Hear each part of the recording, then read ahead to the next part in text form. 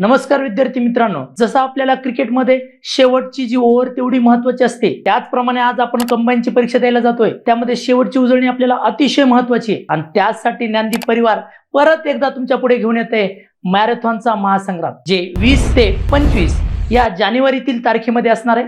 आणि त्यामध्ये महत्त्वाचे प्रत्येक दिवसाला सकाळी 9 ते संध्याकाळी 9 YouTube लाईव्ह वरती कम्प्लिटली फ्री असा प्रोग्राम ठेवत आहोत.